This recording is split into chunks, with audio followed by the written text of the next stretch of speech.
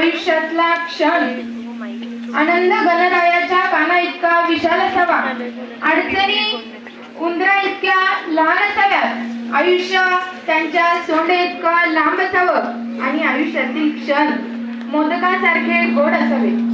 खरं तर ज्या व्यक्तिमत्वाकडून बघून आम्ही सगळं जग जगायला शिकलो असे आमचे गुरुवर्णीय, आमचे प्रेरणास्थान, आमच्या आयुष्याचा कादानवड, ज्याने आयुष्याचा नवा मार्ग दाखवला. कारण समाजकार्य करत असताना भरपूर समाजकार्य केलं, पण खरं समाजकार्य काय असते ज्याने माणसाने आम्हाला शिकविलं ते आमचे प्राचार्य मॅडम.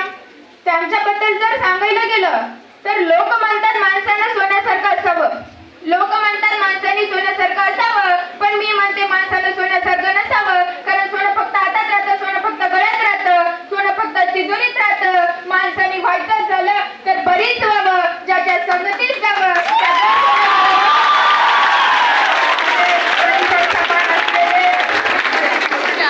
मॅडम.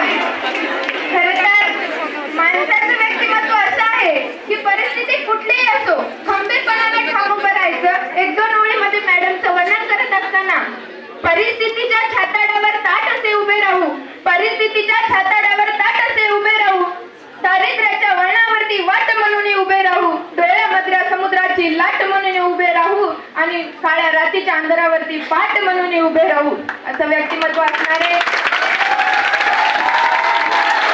आदरणीय प्राचार्य मॅडम यांच्या यशाबद्दल महाराष्ट्र आरोग्य विज्ञान विद्यापीठाच्या सदस्यपदी प्रचंड मताने विजयी झाल्याबद्दल मी शुभांगी पानसरे तुम्हा सर्वांच्या टाळ्यांच्या गडगडामध्ये मॅडमचं अभिनंदन करते.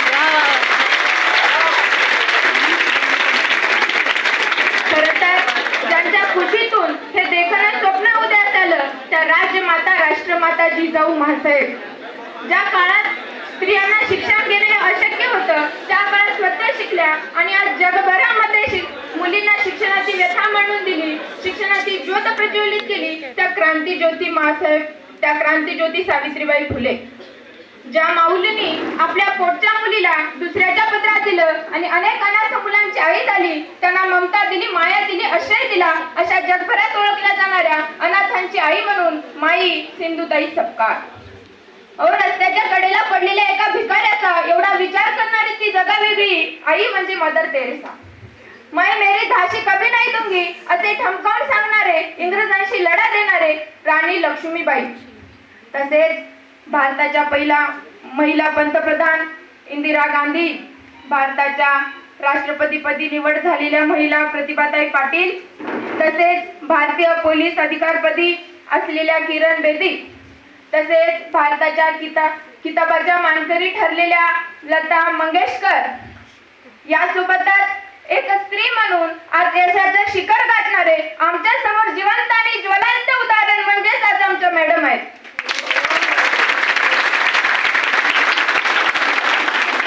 खरं तर आज सुद्धा काही ठिकाणी पाहिलं गेलं तर मुलींना चूल आणि मूल या पलीकडचं काहीच नाहीये, पण आज आमच्या कॉलेजमध्ये आज मोस्ट ऑफ दी स्टाफ जर पाहिला गेला तर महिलांचा आहे, मोस्ट ऑफ दी तर मॅडम आहेत, त्यातच त्यात एवढं नसून मोस्ट ऑफ दी मुलांपेक्षा मुली आहेत. ही येथे आम्हाला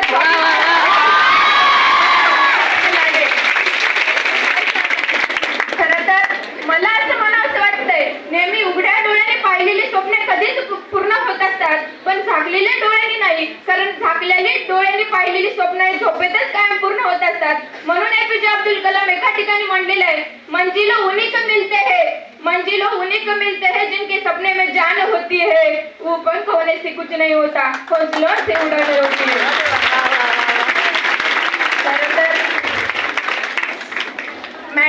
मॅडमचं वर्णन मला दोन ओळीमध्ये करावं असं वाटतंय. आमच्या जीवनाचा पार्थ म्हणजे तुम्ही, आमच्या जीवनाचा पार्थ म्हणजे तुम्ही, श्रीमान भगवद्गीतेचा अर्थ म्हणजे तुम्ही, माऊलींची माया म्हणजे तुम्ही, गर्दवृक्षांची छाया म्हणजे तुम्ही, समुद्राला आलेली उंच लाट म्हणजे तुम्ही, आम्हा साऱ्या जीवनाची वाट म्हणजे तुम्ही, आम्हा साऱ्या जीवनाची वाट म्हणजे तुम्ही. बोलण्यासारखं भरपूर आहे, बोलणारे देखील भरपूर आहेत, परंतु वेळेच्या आणि काळाच्या बंधनामध्ये प्रत्येक जण जखडलेला असतो. त्यातून मी तरी कशी सुटणार आणि म्हणूनच वेळेच्या आणि काळाचे भान ठेवते. एवढंच सांगते, आयुष्याच्या गडावरती ध्वज रोविला यशाचा, मनापासून गौरव करते. करते तुमच्या या विजयाचा या कार्यक्रमाच्या निमित्तानं बाबा बोरकरांच्या शब्दात फक्त जाता जाता एवढंच या ठिकाणी म्हणेल ज्यांना निर्मिताचे डोळे देखणे हात ज्यांना निर्मिताचे डोळे मंगल आणि गंधलेले सुंदराचे सोहळे देखणे ती पावले जे जास्त पण ते चलिती वळवंटातून सुद्धा स्वस्तीपणे रेखिती तेच डोळे देखती जे कोंडीती सारे नभा हे देखण्या हातून सहकार्य घडो आणि देखण्या पाऊलांनी दासपंथापर्यंत चालण्याची कामना घेऊन चालो आणि साऱ्या नभाला कोरण्याचं सामर्थ्य तुमच्या डोळ्यावर हीच मनोकामना पूर्ण करतो व्यक्त करते आणि थांबते पुन्हा